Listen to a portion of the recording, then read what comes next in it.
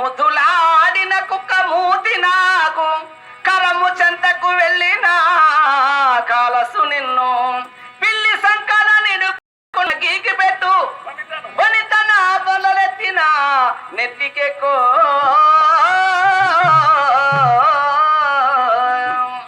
విన్నావా? కుక్క పిల్లను దగ్గరికి వెళ్ళి దాన్ని ముట్టుకుంటే అది మనల్ని లాగుతాది, మూతి నాకుతుంది. అదే విధానంగా పిల్లికి పాలు పోసుకుంటూ మన పిల్లి కదని వెళ్ళి పట్టుకుంటారు. ఏం చేస్తావు తెలుసా? గీకి పెడతారు. అదే విధానంగా గాడి చెంతకు ముందు నించుంటే గాడి ఏమన్నది, కానీ దాని గాడిద. అదే విధానంగా నా భార్య పతివ్రత అంటే ఏం చేస్తుందిరా? ఏ భర్త అయినా మెచ్చుకుంటే ఉన్న పోవాలి విడిచిపెట్టి మీ నందరు పోతుంది స్వామి. అందుకని నీవు నన్ను గొప్పగా కొనియాడడం న్యాయం కాదు. నన్ను మించిన ఈ యొక్క దేవలోకంలో కాదు, భూలోకంలోనే ఉన్నారు. సరే పార్వతి, ఈ భూలోకములో చాలా భద్రతలు ఉన్నారని చెప్పుతున్నావు కాబట్టి ఎక్కడ ఉన్నారు? ఉంటే వారి పేరెవరు చెప్పేది? మట్టిలో మాణిక్యము ఉండు విధానంగా మరి మట్టిలో నా కుమ్మరు పురుగు ఉంటాది, దానికి మన్నంటుతుందా? అంటదు. అదే విధానంగా ఈ మానవ లోకంలోన మహాపతివ్రతలు ఉండబట్టికే ఈ భూలోకం ఆగుతుందండి, లేకుంటే ఎప్పుడో భస్మైపోయేది. సరే దేవి, భూలోకంలో ఉన్నారని చెప్పుకుంటున్నావు కాబట్టి ఈ భూలోకంలో ఉన్నవారు ఎవరు దేవి? చెప్పమంటావా? అది వాడు చూడండి, కోటి లింగాల చే వెలుగొందుతున్న పుణ్యక్షేత్రమైన వారణాసి పట్టణం ఉంటాది, కళింగాపురి పట్టణము. అందులో ఎవరున్నారో తెలుసా? పన్నుగా కాళింగాపురి.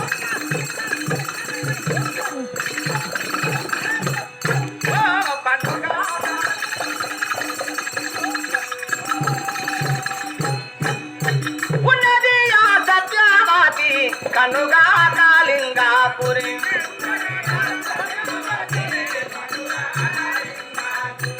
ఉన్నది ఆ సత్యవతి నన్ను మించినదయ్యా పనుగా కాళింగాపురి.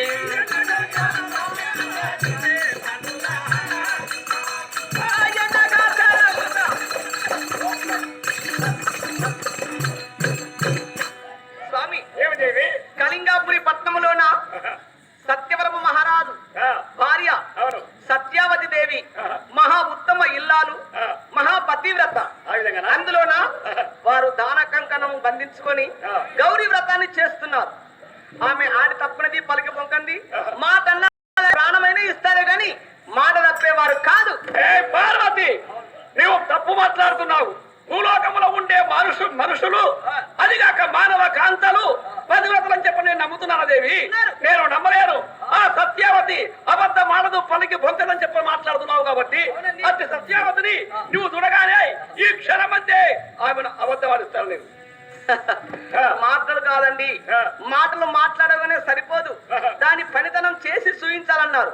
కానీ అందరూ స్త్రీ లాంటి స్త్రీ కాదు ఆ సత్యవతి దేవి, మహాపతివ్రత శిరోమణి. కాబట్టి ఆమెను ఒకవేళ నువ్వు ఆడించి అంకించి పొంకించి అబద్ధం ఆడినిచ్చినట్లయితే నా యొక్క శబదం ఏంటో తెలుసా?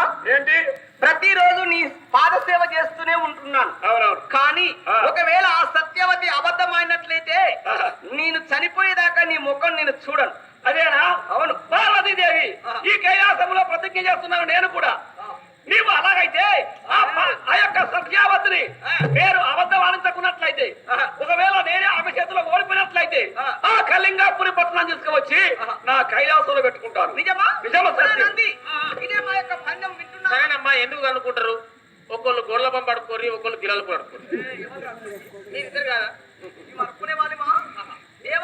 దేవతలమురా, దేవదేవుడను నేను కాబట్టి ఎందరో భక్తులు పరీక్షించాను కావురా, ఎందరికో మోక్షం ఇచ్చాను కాబట్టి అలనాడు సిరితొండడు, అలనాటి యొక్క మార్కండేయుడు, అలనాటి యొక్క ధ్రువుడు, ఇలాంటి వారందరూ పరీక్ష చేశాను కాబట్టి ఈనాడు కూడా ఆ సత్యావతిని పరీక్ష చేస్తాను, అబద్ధం ఆడిస్తాను, ఓడిస్తాను.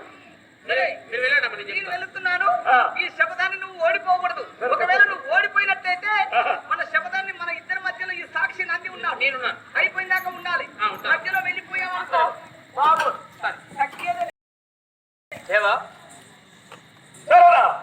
పార్వతీదేవి ఇలాంటి పతివ్రతలు ఏవో చెప్పంటే నాకన్నా గొప్ప స్త్రీ సత్యావతి చెప్పంటున్నాడు కాబట్టి ఆ సత్యావతిని ఓడించాలి, అబద్ధం ఆడించాలి. అందుకొరకయ్యి ఇప్పుడే ప్రయాణం వెళ్ళిపోదాము. దేవా సరే ఇలాగ వెళ్ళిపోతే నేను చెప్పేది వినండి దేవా.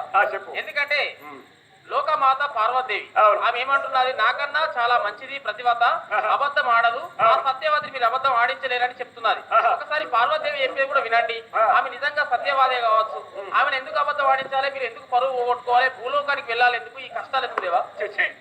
నువ్వు చెప్తే వింటారా నేను? అంతేనా? ఎందుకొరక చెప్పంటే నేను మాటలలో చెప్పంటే తప్పేవాడి కాదు. అందుకొరక ఎలాగైనా ఆ సత్యవతిని ఓడించి వస్తా. సరే దేవా, నేను చూస్తే నా పిల్లలను చూసినట్టు అనిపిస్తుంది. ఏయ్! అంటే నా పిల్లానికి ఎలాంటి గది పట్టిందో నీకు అలాంటి గది పడుతుంది.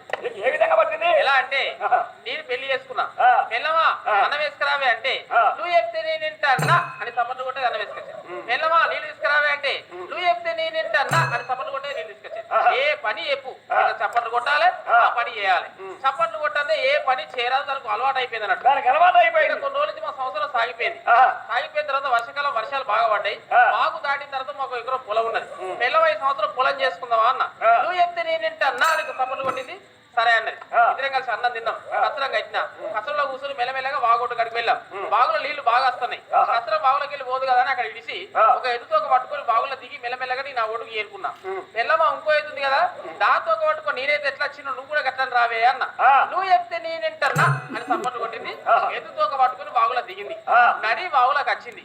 ఆ ఒడ్డు పెళ్ళమా కారం వేసి పెట్టే ప్రేమ బాగుంటది. పెళ్ళమ్మ వాగులో నీళ్లు బాగా వస్తున్నాయి. అలా తోక కొంచెం గట్టిగా పట్టుకోవే అన్న. నువ్వు చెప్తే నేనేంటన్నా అన్నది. అక్కడ మునిగిన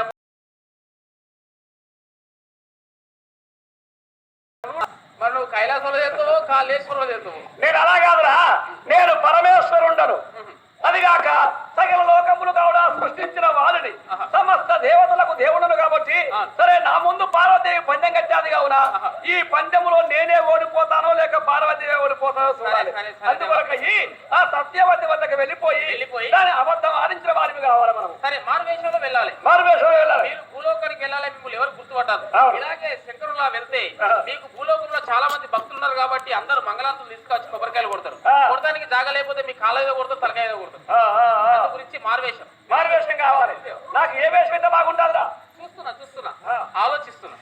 మీరు భూలోకం వెళ్ళాలి, మిమ్మల్ని ఎవరు గుర్తుపట్టారు. ఎదుగుదేవా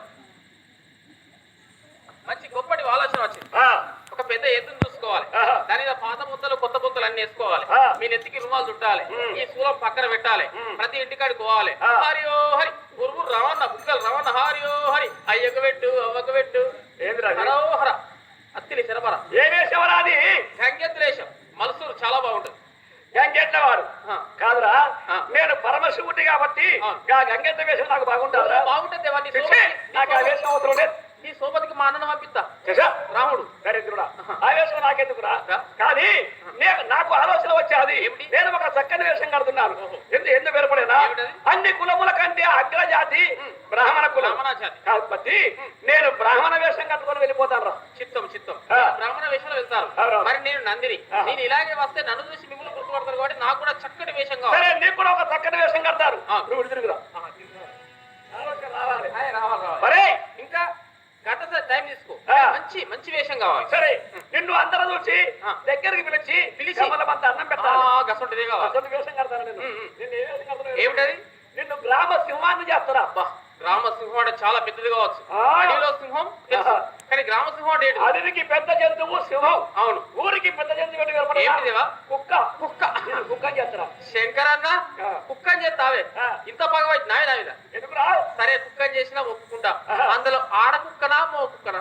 లేదు, నిన్ను ఆడ కుక్కనే చేస్తా. శంకరన్న కుక్కని చేసినా ఒప్పుకుంటా. పోయి అందులో ఆడ కుక్కని చేస్తే మనం సత్యవతి దగ్గరికి వెళ్ళాలంటే చాలా గ్రామాలు దాటుకుంటూ వెళ్ళాలి.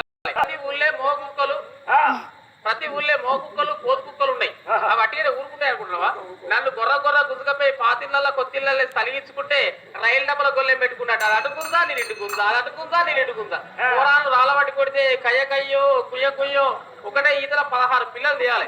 కనలేక నేను దత్తా, మొయ్యలేక నువ్వు దత్తావు.